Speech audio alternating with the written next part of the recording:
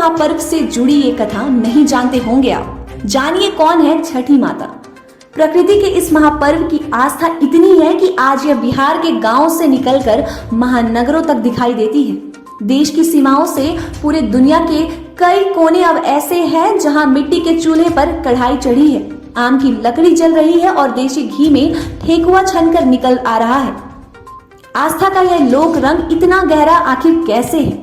सतयुग के आखिरी में राजा प्रियवंत ने की थी छठ पूजा। प्रकृति के छठे अंश से उत्पन्न देवी है छठ की माता।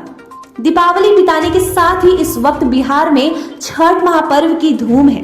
कभी गांव के पोखरों तालाबों तक ही सीमित रही आस्था की ये धारा दुनिया भर में ऐसी फैली है कि श्रद्धा का महासागर बन गई है। कार्तिक मास की शुक्ल पक्ष की षष्ठी तिथि को जब सूर्य देव विदा ले रहे होते हैं और सप्तमी तिथि को जब उनका आगमन होता है तो कमर तक पानी में डूबी व्रती महिलाएं उनका अनुष्ठान करती हैं। प्रकृति के इस महापर्व की आस्था इतनी है कि आज बिहार के गांव से निकलकर महानगरों तक दिखाई देती है। आस्था का यह लोक रंग आखिर इतना गहरा आखिर कैसे है? एक सवाल उठता है, ऐसा सवाल, आस्था का यह लोक रंग आखिर इतना गहरा कैसे है? ऐसा सवाल उठता है तो जवाब किसी लोक कथा का हवाला थमा देते हैं।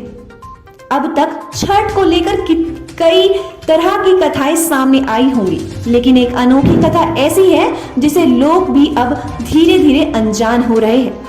सतयुग की एक कथा। पुराणों के अनुसार एक थे राजा प्रियवंत। कहते हैं कि राजा को कोई संतान नहीं थी। ये बात सतयुग के आखिरी चरण की बताई जाती है।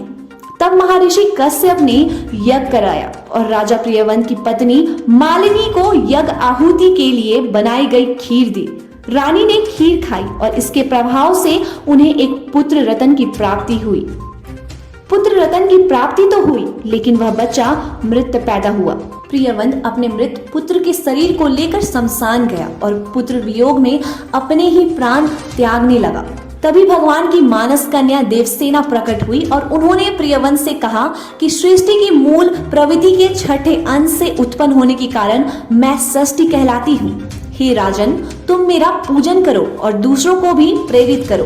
राजा ने पुत्र इच्छा से सच्चे मन से देवी षष्ठी का व्रत किया और उन्हें पुत्र रतन की प्राप्ति भी हुई। यह पूजा कार्तिक शुक्ल षष्ठी को हुई थी। कहा जाता है कि तब से लोग संतान प्राप्ति के लिए छठ पूजा का व्रत करते हैं। कालांतर में यह देवी देवसेना षष्ठी देवी या फिर छठी माता कहलाती है। झारखंड, बिहार और देश दुनिया की तमाम ताज़ा खबरों से अपडेट रहने के लिए हमारे चैनल को सब्सक्राइब करें। टीवी रिपोर्टर्स 24 टीम हर पल आपके साथ। अब दिखेगा खबरों का असर।